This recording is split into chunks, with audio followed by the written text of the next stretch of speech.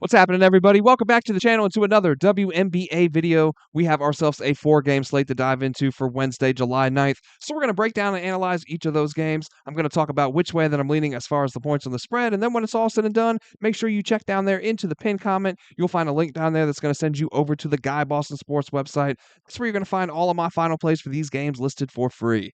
Before we dive into these games, let's go ahead and jump over there to the website. Let's take a look back to Monday and see what we took then and how that ended up going down. And on Monday, we put out 2 plays. We do go 1-1, but we have our 3rd profitable day in a row here in the W. Man, we will definitely take it. Kind of a big sigh of relief, right? Just to string together some consistent winning days after a couple weeks of just misery here in the WNBA sports betting wise. So we took the Dream -5.5, put a full unit on that one, and that does cash. It was sweaty, can't lie, right? The first half, it was looking a little shaky. Heading into the fourth quarter was not looking good either, right? I remember looking at that, and I'm like, they got to outscore them by 10 here in the fourth just to win this game and cover. Right, not looking good, but then they just come out and completely annihilate the Golden State Valkyries there in the fourth quarter, and we do get the cash there. We took the Wings on an alternate team total over 78.5. So kicking myself in the butt for that one there, man, because I definitely thought that they might let up a little bit on the road, but just not to the degree that we ended up seeing there. So definitely a better team at home. We got to keep that in mind moving forward. But still, like I said, 1-1 on the day, but we do finish in the green unit-wise, so we definitely love to see that. Let's keep that energy rolling right here into this video, guys. Let's keep stacking up on those units and get back on track. That's what I've been saying this week, and so far, we've been getting back on track. So smash that like button down there for me. Hit subscribe if you have not already. Let's dive into the mix, man. First game, it's going to be another early game. We got those camp games going on again today. 11 a.m. tip-off time for this one. Seattle Storm taking on the Connecticut Sun. Storm are huge favorites in this one, and obviously so, right? 17.5-point favorites for Seattle. Total sitting at 156.5 in this one. The Sun, they're going to come into this one on a 10-game losing streak, man. Losing by double digits in 8 of those, and by an average of just under 20 points per game over those 10 games. They now stand at 2-16 straight up, 7-11 against the spread. Now, they're not doing great necessarily, right, when coming in as double-digit dogs, but they do sit at 6-5 to the number in that scenario, so better there than they fared anywhere else as far as the number is concerned, nonetheless. So the Storm, they're going to come into this one 12-7 straight up, 11-8 to the number, and have won 3 of their last 4, 6 of their last 8. This is the 4th and final game of a 4-game road trip for Seattle. They won their first head-to-head matchup between these two in Seattle by 16, but that score indicates a closer game even than what it really was. The Storm led by 27 after 3, and then they just kind of let off the gas in the fourth quarter. Now, over their last 5, we see the Storm leading the league in shooting percentage from inside the restricted area, 4th from outside the restricted area, and they're hitting the 3rd most field goals from that zone as well. Sun are giving up the 5th fewest made looks from outside the restricted area, but the 2nd most shots at the highest shooting percentage when looking at it from inside the restricted area. Connecticut is 2nd to last for shooting percentage from inside the restricted area themselves, and they are dead last from outside the restricted area, but they are hitting the most shots from the mid-range and at the 4th highest shooting percentage in their last 5. Now, the Storm are allowing the 3rd highest shooting percentage from the mid-range, but they haven't given up a ton of looks from that area in their last 5 games. They're sitting at 3rd for field goals allowed from that zone. The Storm have led the W in 3-point shooting percentage this season, but in their last 5, they've dropped down to 3rd from last in that regard. But with the advantages they should have between their post play and their defense, Seattle shouldn't have any issues here, but I'm not sure that I get there laying 17.5 with them, especially on the road. Seattle's been one of those teams that's been pretty inconsistent this year. Now, up against a Connecticut team, like I said, shouldn't be any problems, but 17.5 points is still a lot to ask, especially for them on the road here. Connecticut did hit the backdoor cover their last time out, but I can't get there with the Sun any day of the week at this point, so I'd be leaning Seattle, but yeah, like I said, man, 17.5 just feels like too much for me to get there. For the total, these two, they've hit over the number in their first meeting a little less than 2 weeks ago. The Storm have hit to the over in 7 of their last 10. The Sun have hit to the over at a 8, 9, and 1 rate this season, but they've gone over the mark in 2 of their last 3 now heading into this one. They're both sitting middle of the pack over their last 5 as far as pace is concerned, though. And with Seattle being on the last leg of a 4-game road trip, and then the Sun bringing in an offense that's only putting up 66 points per game over their last 5, that's a league worst. Seattle's only at 9th for points per game in that time span as well, at just under 80 points per game. So all that would have me looking at an under in this one. The next up, going to be looking at the Golden State Valkyries taking on the Indiana Fever. Fever up to 8.5-point favorites now in this one. Total sitting at 163.5.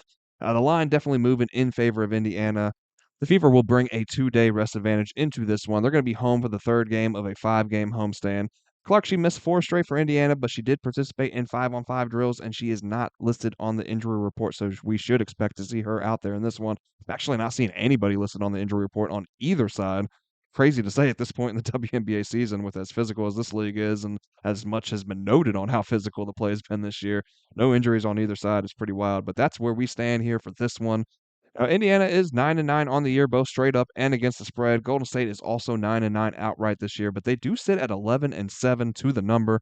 Now, look, everyone was pretty high on this Valkyrie team, man. They had a 4-1 homestand going into this road trip, and rightfully so. Like I said, to be high on this team, they've been playing pretty good ball. Defensively, they've been one of the better teams in the WNBA. But they play so much better at home, man, and their numbers take a hit across the board when on the road, and we've seen that so far throughout this road trip. They're 7-3 at home this season. They are 2-6 on the road. And that 11-7 covering rate also takes a hit on the road as well, coming in at just 3-5. Defensively, we see them drop from third in defensive rating to just ninth when on the road. They're third from last for offensive rating and net rating when away as well. Indiana, man, even without Clark, are sitting at 6th for defensive rating and 3rd for offensive and overall net rating over their last 4 games, the ones that she missed. And there is the revenge piece in this one as well. Golden State won by 11 the first time around, but did so at home. Can they repeat here in Indiana? If what we've seen so far from them is any indication, I would have to say no. The thing is, the Fever score a ton of points from the paint, the most in the league over the last 5 and on the season, and they may not have that luxury here as the Valkyries have given up the fewest points from the paint over their last 5 and on the season as well. You typically have to beat this Golden State team from the perimeter, but, looking at that first game between these two teams, the Fever did outscore them in the paint, 38-34, so not a huge margin, but they did put up 38 points from the paint on this Valkyries team. But, you also look at the Fever, man, and they can heat up from the outside at any point, really, and they can beat you there as well. They sit at 5th for three-point shooting percentage on the year, but you look at them at home, they jump up to 1st overall in the WNBA. Much like the Valkyries, man, the Fever hold a distinct edge at home, so I'm gonna be leaning Indiana here. But, like the first game, man, this spread here, getting up to 8.5, I'm not sure that I'm ready to lay 9 points with the Fever. I'm not sure that I'm ready to put any kind of money on the Valkyries on the road yet. I need to see more from them playing away from home, right? So I'm not sure that I get there on the side, but I would be leaning the Indiana way. For the total, 22 of the 37 combined games between these two have gone under, but their one head-to-head this season did land over, but it did also land right on the hook, to be fair. Golden State has hit to the under in 4 of their last 6, Indy in 3 of their last 5. The Valkyries are one of the slower teams across the league, and the total here almost feels like it hinges on what kind of tempo the Fever are looking to play at, right? Without Clark, they tend to slow down, and that's where they've been in these last few games. Now, with her coming back, I would look for them to push the tempo again here. So I'd be leaning over on this one, looking at it, and that number is moving that direction too. It did open up at 160.5. We see it at 163.5. This is one of those ones though, man, where if money keeps flying in on the over and that number gets up into the mid 160s or higher, I'd probably start looking at an under there because I just, the Valkyries, they want to slow this game down and play it in the half court as much as possible. It's really their only chance of winning here. They don't want to let Indiana get out in transition, especially with Clark out there facilitating the ball again. So, like I said, if they have any kind of shot, they're going to have to slow this thing down. So, if it starts getting up that high, I'm going to definitely start looking towards an under. And our next game going to be a 3:30 p.m. tip-off time. Got the Minnesota Lynx taking on the Phoenix Mercury. Lynx are 5.5-point favorites in this one. Total sitting at 163.5. Lynx are going to come into this one winners of 3 straight, and they're going to be on the road here for the first of 4 straight. This team sits at the top of the standings so far this season, 17-2, with these Mercury actually sitting at second, but at a full 4 games behind Minnesota. Mercury are sitting at 13-6. The Lynx are 11-8 to the number this season, as are the Mercury. Phoenix comes in off of a huge bounce back 30-point victory over the Wings their last time out. It's going to be the second straight at home for the Mercury, but they will be at a 1-day rest disadvantage for this one. And the big news here, AT has been reunited with her girl, man. Dewana Bonner is back with the Mercury, where she previously won 2 chips. Now, I'm unsure if she's going to be available for this one, but this is a nice pickup for a Phoenix team that finds themselves in title contention all of a sudden, right? So definitely a nice little addition there. I know that she's had her struggles to begin this season with Indiana. Obviously, that's what led to her departure. But Dewana has one of the smoothest jumpers in the WNBA, and if she can get that shot going here with Phoenix, with the way that Mercury team has been playing, definitely going to be a huge addition there and going to be helpful. We have an injury report here again that is just hard to tell who's going to be in, who's going to be out. Everybody listed as game time decisions without a lot of information on it, right? We got Copper, Sabally, and Held all on the Phoenix side listed as game time decisions, and makes things tough, man. We're trying to look at this one as far as the side is concerned. I'm just so sick of these injury reports in the WNBA, man. There's just so hush lips up until tip off so many times. It just makes it really hard to place wagers on these games. These two, they've met twice on the year already, with the Lynx taking each of those games. They won the first match by 3 in Phoenix, and that was without fee. And then they took the matchup number 2 by 23 in Minnesota. But Phoenix was down Kyle Copper and Alyssa Thomas in that one. So neither team has been at 100% when facing each other this season. I do like the Lynx here, though, man. The WNBA has shown me over the years that when a team shows that they have a team's number and they take the first 2 games of of the head-to-head meeting on the year, they typically get that third one as well. It's hard to beat a team 3 times in a row typically, but this trend just doesn't feel like it holds true in the WNBA the same way that it does across other leagues. The Lynx are the clear-cut better team, even when the Mercury are fully healthy, and they're playing great team basketball right now on the offensive and defensive side. Minnesota is first across the board for offensive, defensive, and net rating this season. They're second, first, and first in those respects over their last 5 games. The Mercury do sit at first for offensive rating in their last 5, second for net rating, but they are down at just ninth for defensive rating. They do sit at fourth for defensive rating on the year, fifth for offensive and overall net rating. But like I said, man, in their last 5, that defense has definitely taken a dip. The Lynx are shooting at the 5th highest percentage from downtown over their last 5 and making the 3rd most looks from deep, while the Mercury sit at first for both 3-point field goal percentage and 3-point field goals made. On the season, both teams have held strong defensively on the perimeter, landing in the top 5 for 3-point shooting percentage allowed. But in the last 5, the Mercury have dropped to just 10th. Phoenix has also fared better on the glass over the last 5, sitting at 5th for rebounds. The Lynx just ninth. The Mercury are pulling in the 2nd most offensive rebounds, while the Lynx sit at just 8th for offensive rebounds allowed and are giving up the 3rd most rebounds a game to the opposition. Phoenix is hitting the 3rd most second chance points, while the Lynx have been allowing the 3rd most. Phoenix is leading the W in points scored on fast breaks, but sit at just 8th in that regard defensively. The Lynx are giving up the 3rd fewest such points, and they're sitting at 3rd themselves over their last 5. They've been forcing the 3rd most turnovers per game and are leading the W for points scored off of those turnovers in their last 5 and for the full season. You look at it, man, in the Mercury, they really struggled against this defense in those first 2 contests. They went for just 71 and 65 points on just 38% shooting from the field, 14% from deep over those 2 games. So I see more of the same here. I'd be on the Lynx for this one, man. For the total, both games have hit to the under this season between these two head-to-head. Minnesota has gone under in 3 of their last 4, while the Mercury have crushed 6 overs their last 7. We have the second fastest team this season as far as pace is concerned here with the Mercury, but the Lynx are playing at the slowest tempo this year.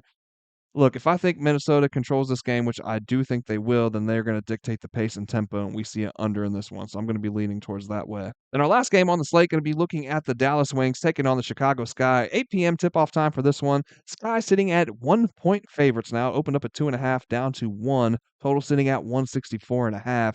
Chicago, they're going to be on the back-to-back here after a tough 2-point loss at the hands of the Mystics in Washington yesterday afternoon. The Sky, they are back home after losing 3 of a 4-game road trip. And no, man, look, there's no moral victories in sports or sports betting for that matter, right? It's pretty much win or lose. But Chicago has looked different as of late, man. They're playing together. They're playing with a ton of energy. They're all slowly figuring out the best way to piece it all together. And this includes their first-year head coach, Tyler Marsh, as well. Dallas, on their end, they've won 5 of their last 8, but they were crushed their last time out, man. A 30-point loss in Phoenix.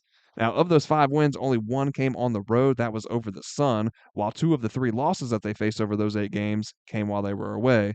Their other road win this year, over the Sun as well. They've only won 2 games on the road this season, so this one is a tough game to call as well, man. Chicago is at a rest disadvantage here. They're on a back-to-back also. They're playing their first one back home after a long road trip as well. And the Wings find themselves in a revenge spot here after losing to the Sky by 5 on the road in Chicago, and then also by 11 at home earlier this season. But back in the Wings on the road feels scary, man. And Cardoso should be making her return for the Sky here as well. She's been away in the AmeriCup, playing over there for the Brazilian national team. She led the Sky in scoring in their first dub over Dallas this year as well. She put up 23 for the Sky. So I'd lean Chicago here, man, but I'm not sure that I get there on the side with this essentially just being a pick 'em between these two. I'd say the value in this game is on the total, man. So let's look at that. These two, they've crushed the over in each of their first two games that they played each other head to head. Those were lines that sat in the low 170s, but we see this one down in the mid 160s, and there's a few reasons for that. Chicago is not only on a back-to-back, but this is also their third game in 4 days, so maybe some tired legs come into play.